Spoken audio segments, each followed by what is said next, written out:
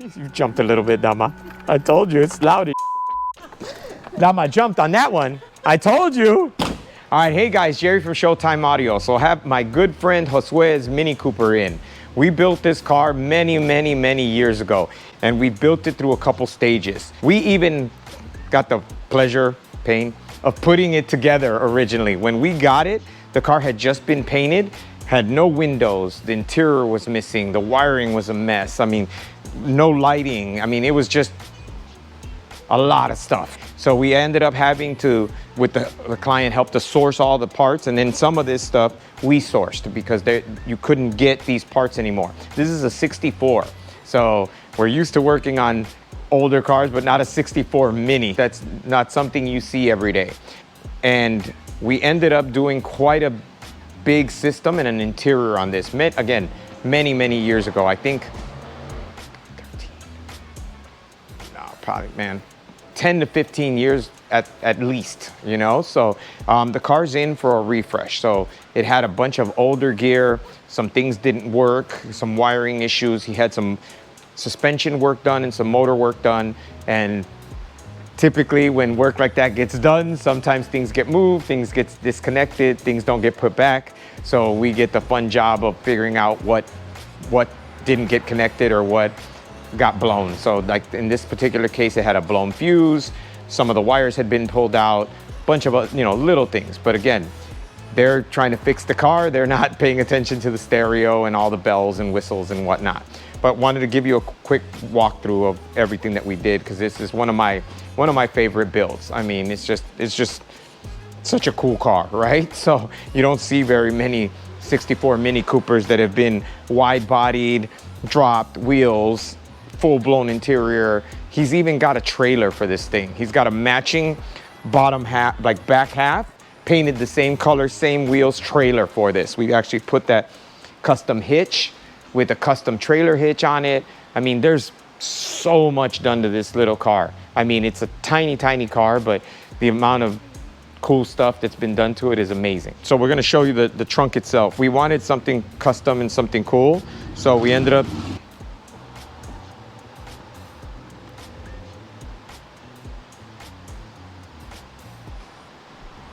So we did a motorized trunk. It's got a plexiglass enclosure that's firing through the armrest, through the center of the seat.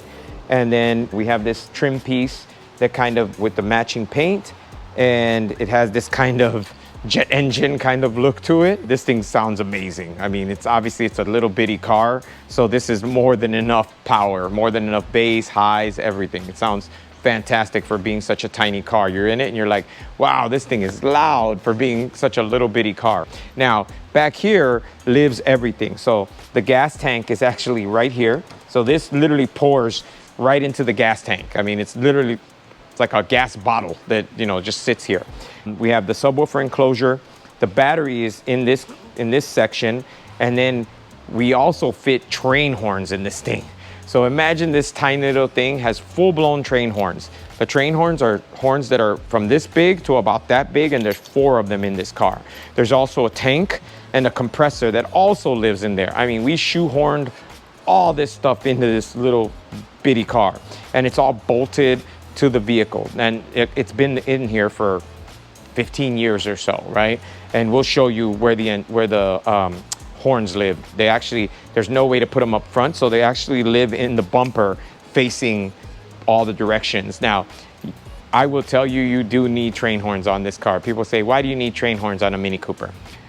Because nobody can see you in this damn thing. I had to drive it one day and on the highway, and I was scared out of my mind because a semi pulled up behind me, and I'm like, this guy can't see me. I'm like this far off the ground. He's like way up here, right? So the train horn, you tap that thing and they know you're there. And you also scare the bejesus out of people, but it, you know, hey, it's what's gotta happen so they could see you and not destroy you, right?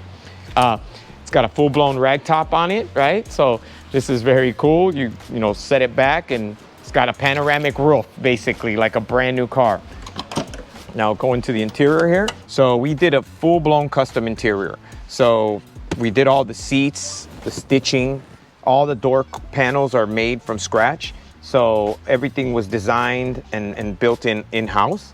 And then armrests, we added power windows, which this vehicle didn't have, power locks, which also didn't have, custom dash, and we put the speakers in the dash because this car technically had no speakers. So now they're built into the dashboard. We put the speedometer in the center, and originally it had an Alpine flip out. I mean, it was, I will show you, an Alpine flip out. So the radio slid out, flipped up, and that was the height of technology at the time. So it was the coolest thing. And this is years ago. It didn't have CarPlay, it didn't have Bluetooth, didn't have none of that. So it was a flip out, but basic by today's standards. So keeping with the theme of the car, obviously you can see all the orange and black steering wheel, dashboard, doors, shifter boot, the trunk. I mean, everything is kind of like color coordinated to the car. Even the floor mats, see with the orange edge banding. The client loves this car. I love it too. It's a really cool car, right? So now what we ended up doing is we did replace the flip out with this 10-inch monitor that actually looks pretty good in here. It looks like your modern day minis or your modern day vehicles have this tablet style screen. And now he'll have Apple CarPlay, Android Auto, all that good stuff, where before he didn't have any of that. So this makes it modern and much more usable. The other thing that it was in for is a bunch of stuff wasn't working. So the horn wasn't working, the train horn wasn't working, the sounds weren't working, the radio was stuck. I mean, again, it is 15 years old and the car actually sat for many, many years. He wasn't driving it. Now we want to bring it back and bring it out and show it off again and enjoy it. Just drive it. I mean, it's amazing to drive this thing. People just are like, what the hell? And they just thumbs up, and their kids love it too, because they're like, man, that car's my size, you know? My kids are like, I can see over this car, you know? And so it's just a cool car all the way around. Everywhere he goes, somebody always wants to ask him a question about it. The other thing too is this car has underglow lighting, orange again to match the theme, right?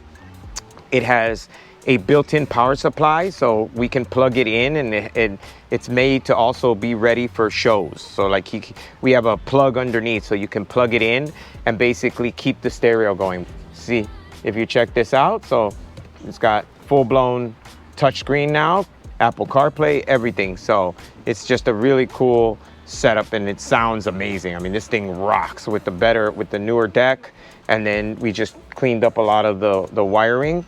Now it sounds amazing. So it has two horns. So it has the regular horn and the look out for me horn. So show you the regular horn first. So it has an air horn, which, you know, we kind of tried to do to go with like the theme of the vehicle, you know, like the older 60s style horns that used to come in like your old European cars, Ferraris. A lot of them had air horns, this style of air horn. So that's why we went with that. And then we also have the train horn, the angry horn. So that's the compressor that you hear in the back running, and it's charging. So it's charging the tank. So part of the reason you're able to get them to be so loud is they run at like 120 PSI. That's a lot. So just to give you an idea, your tires are typically between 35 and 40 PSI. This is 100 to 120 PSI. Considerably more, 4 times as much basically. So that's a lot of pressure. That's how they're able to get them to be so damn loud. So look at this. I mean, it looks like a toy, right? I mean, it literally looks like you could pick it up and put it in your pocket, you know? So it's hilarious, right? But there's the radiator, there's the engine. I mean, it's just clutch and then the trans. I mean, it's amazing that you could get this much stuff in such a little bitty compartment. This is that air horn. It's an all-in-one compressor with a horn. And then, I mean, he's still got some work to do to it to clean it up. Oh, this is hilarious. This is the fuse box. That is it. So it's got 4 fuses. 4. Not 40, 4. And it's just because in 1964, you didn't have to run too much stuff, right? You had some lights, and that's probably about it. It's just cool to see the technology, right? So, and again, he spent a lot of time, the design and the way he set it all up, like the fog lights, all the badging. I mean, just there's a ton of detail in this little bitty car. So this is the train horn at full pressure. Visit our website at showtimeaudiochicago.com.